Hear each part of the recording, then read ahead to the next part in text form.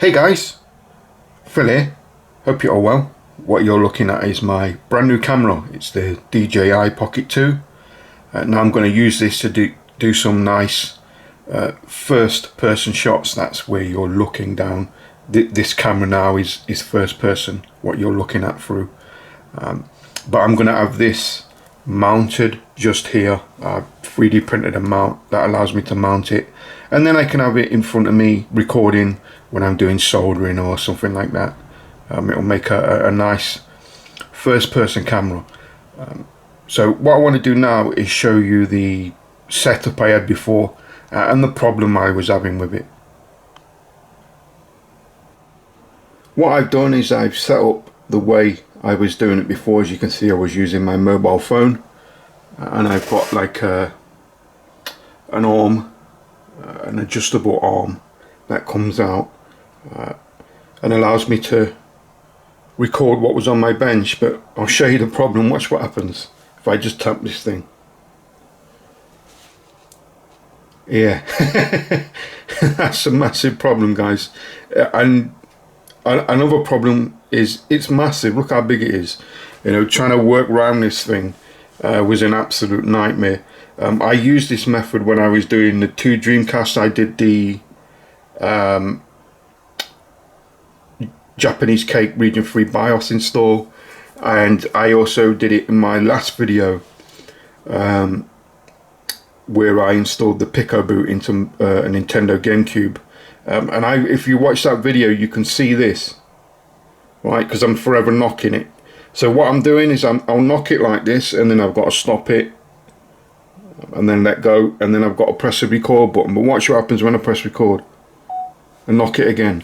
And it's just you know, and then I've got to wait a couple of seconds for it to stop shaking and then start, and then guess what? I'll move in and do this. And then it's moved down, I've got to adjust it again, and it's just a pain in the arse. So yeah, I've got rid of that method, and I've got a new camera and a new way I'm going to mount it. So what you're looking at now is the mount I created and 3D printed that I'm going to use to mount the DJI Pocket 2 to my bench.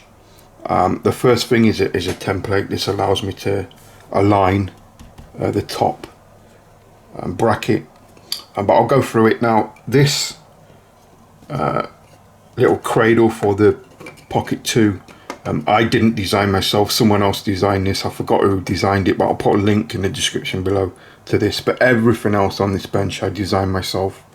Now what this is a GoPro mount, and as you can see, this little bracket thing here that holds the DJI Pocket 2 has got a GoPro mount. So this is going to slot in there like this. I'm going to glue this to this just here. This top bit, these 3 are the same.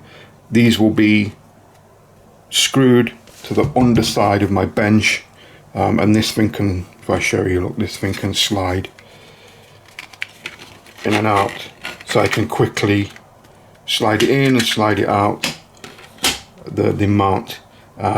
These are to glue to the actual slide and the top of the mount, and a rubber band's just going to hold it there, so I don't knock it and pull it out. I was thinking of like doing a little thumb screw thing there, but eventually it's going to snap. So, you know, if you just use a rubber band, it's going to be quicker and easier. So what I need to do is put this together. I'm just going to glue it together with some super glue, and then I'll come back and show you what it looks like. So that's my mounting bracket all glued up. As you can see, there's the plastic band I'm using just to keep it secure. As you can see, I can slide it in and out, and that elastic band will just keep it in there while I'm filming. Now I've made 3 of these top brackets. That means I can put 3. I'm going to put 1 here in the middle, I'm going to put 1 at this side, and 1 on this side, and that means if I ever want to take it out and move it, I can take it out and move it to the sides. Now what I did also was I printed out a little template, and what this does is it allows me to mark the center of the table, because that's where I want it, dead center. And as you can see, this has got centering mounts here that help you line up the line. I'm going to be able to make sure it's flush by pushing it up against there, and that will allow me to mark out the holes I need to drill so I can screw in the top mount. So what I'm going to do now is I'm going to get everything measured up, and then I'll come back. Okay, so if we take a look under my bench, you can see I've marked the center line and where I need to drill those holes, and I've done it for the left hand side of the bench. And if I move all the way to the right hand side, you can see I've done it for the right hand side of the bench as well. So what I'm going to do now is I'm going to take my Dremel and I'm going to drill those holes, pilot holes, so I can mount the screws and then mount this top bracket. So I've gone and got my Dremel. I put a 2mm drill bit in there. Now my bench is 50mm thick, and I've set the drill bit height to 30mm so I don't drill all the way through the bench. So what I'm going to do now is I'm going to drill those holes I marked using that template bracket, and then I'll get screwing the bracket in there. And hopefully you can see there's one bracket installed, there's the other one on the left hand side installed, and the final one on the right hand side is installed also. And that's it, pretty much installed. What allows me to do is obviously put it on the left hand side, slide that in, and that's it. Quick and easy, super easy. I can put it in the center. There you go, get some nice first person shots with that. And obviously if I want to put it on the right hand side, I can get it in there. Try and do it one-handed. Come on. There we go. And I can put it on the right hand side. So yeah, that's the bracket installed. Let's get the camera in there, see what it looks like. We're all installed. Now you should be able to get some nice first person shots when I'm repairing a board or soldering or doing anything like that. I'll see if I can show you one of the features I love about this little camera. If I tap on it,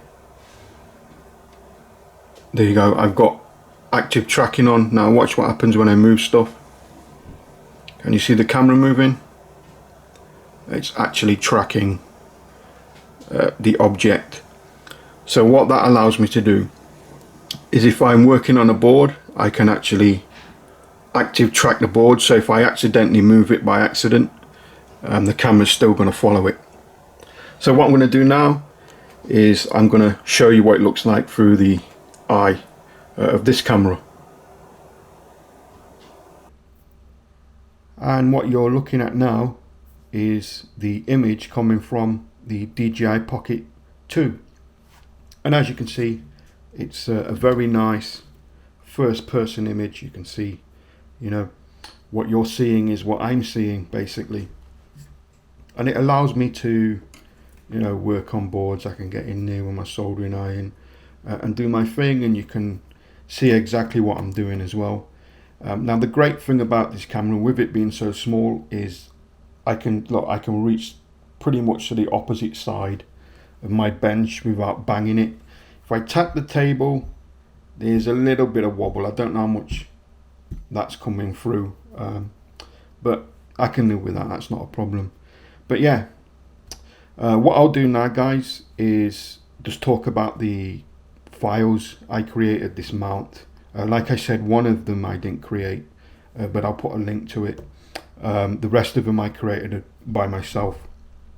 And what I'll do is I'll put them all, the STL files, in a zip file, so you can download them if you want to do a setup like mine and make this mount. But yeah, there you go, guys. I can do some very nice first person shots now of me soldering, modding and all that type of stuff. So yeah, I hope you liked the video. If you did, please give it a big thumbs up, like, comment, subscribe, all the usual stuff. And as always, I'll catch you on the next one.